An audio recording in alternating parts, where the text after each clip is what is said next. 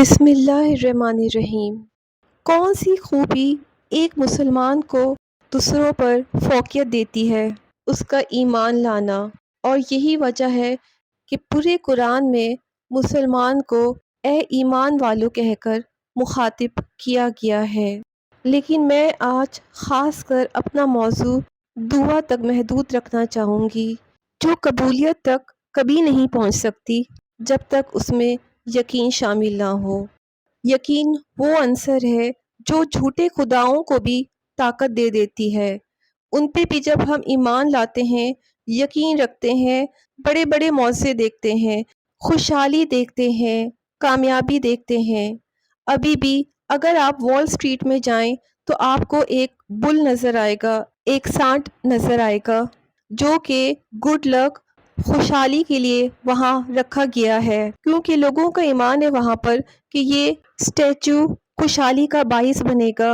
اور بہت سے لوگوں نے وہاں پہ خوشحالی کے وہ مناظر دیکھے جس کا ہم وہم و گمان بھی نہیں کر سکتے، کیونکہ اس کا رزق ان کے لیے بھی ہے جو اس پر ایمان نہیں لاتے، اور ان کے لیے بھی ہے جو اس اندیکھے خدا پر ایمان لاتے ہیں۔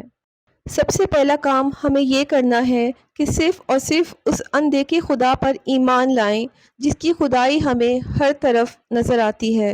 جب جھولی پھیلائیں اس کے سامنے پھیلائیں، کیونکہ قرآن مجید میں خدا فرماتا ہے مجھ سے مانگو میں تمہاری دعا قبول کروں گا۔ اس کے علاوہ خدا فرماتا ہے کہ میں تمہاری شہرک سے بھی زیادہ قریب ہوں۔ پھر کیا وجہ ہے کہ ہم اپنی حاجت لے کر کسی اور کے پاس جائیں؟ چاہے وہ جھوٹا خدا ہو، چاہے وہ انسان ہو، چاہے وہ پیسہ ہو، یا ہمارا جھوٹا عقیدہ ہو، یا ہمارے اپنے اوپر ایمان ہو کہ ہم سب کچھ کر سکتے ہیں، لیکن ہمیں یاد رکھنا ہوگا کہ یقین جو خدا پہ، جو اللہ پاک پہ کیا جائے وہی دیر پا ہے، اور آخری کامیابی اسی کو نصیب ہوتی ہے۔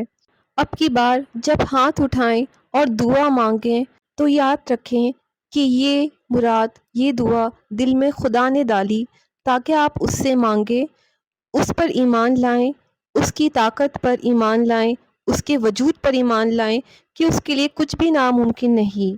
لیکن امتحان یہاں شروع ہوتا ہے جب ہم دعا مانگتے ہیں اور خدا پہ چھوڑ دیتے ہیں تو سامنے والے حالات بدلنا شروع ہوتے ہیں۔ یہاں میں یہ بات بتانا چاہوں گی اپنی زندگی کے ایکسپیرینس سے، جب بھی میں نے بہت بڑی خواہش کی خدا سے، میں نے دیکھا سامنے والے حالات بالکل الٹے ہونے لگے۔ میں نے مانگی خوشحالی اور میرے پاس آئی بدحالی، اور ایسے امتحان جس میں خدا یہ دیکھنا چاہتا ہے کہ میرا ایمان کتنا مضبوط ہے۔ ان حالات میں بھی میں ایمان رکھوں گی یا میں ہمت چھوڑ دوں گی اور یہ سوچوں گی کہ میرا اللہ پاک یہ کام نہیں کر سکتا۔ جب بھی مانگیں اپنے رب سے یقین کے ساتھ کہ وہ چیز آپ کو مل گئی ہے، اور جو بھی دنیا آپ سے کہہ رہی ہو، سامنے والے انسان آپ کو بتا رہے ہوں، آئینہ آپ کو دکھا رہا ہو، اس سے کوئی فرق نہیں پڑتا، کیونکہ جو بات خدا نے کی ہے وہ ہمیشہ پوری ہوتی ہے۔ ایمان کے اس امتحان میں آپ کتنا کامیاب ہوتے ہیں، یہی اس بات کا فیصلہ کرے گی کہ آپ اپنے منزل تک پہنچ پائیں گے کہ نہیں، کیونکہ صرف خدا جانتا ہے کہ آپ کے اندر اس نے کیا صلاحیت رکھی ہے، اور اس صلاحیت کو نکالنے کے لیے آپ کو اپنے در کا سامنا کرنا پڑے گا۔ جس چیز سے آپ سب سے زیادہ گھبراتے ہیں، جس چیز کو آپ اپنی کمزوری سمجھتے ہیں، اس کا ہی مقابلہ کرنا پڑے گا۔ تو یاد رکھیں کہ جب بھی دعا کریں اس ایمان کے ساتھ کہ خدا کے لیے کچھ مشکل نہیں۔ کیا آپ نے کبھی سوچا کہ انسان کے دماغ میں بھی یہ بات کیسے آئی کہ وہ بجلی ایجاد کرے گا، فون ایجاد کرے گا، گاڑی ایجاد کر سکے گا، یا ہوائی جہاز جیسی چیز بھی کبھی زندگی میں دیکھ پائے گا؟ آخر کس نے اس انسان کے دل میں یہ باتیں ڈالی؟ یہ خدا نے ڈالیں، اور وہی ان کو تکمیل تک پہنچاتا ہے۔ لیکن انسان کو اپنے حصے کا کام کرنا ہے، وہ ہے ایمان رکھنا، چاہے سامنے والے حالات کتنے ہی مشکل ہوں، ناممکن ہوں۔ ضروری نہیں کہ آپ کے دل کی مراد ایسی ہو سکتا ہے کہ آپ کو ایسی کوئی بیماری ہو جس کے لیے ڈاکٹرز نے کہا ہے کہ اس کا علاج ناممکن ہے، لیکن یہ علاج ڈاکٹرز کے لیے ناممکن ہو سکتا ہے، اس اللہ پاک کے لیے نہیں جس نے مجھے اور آپ کو بنایا۔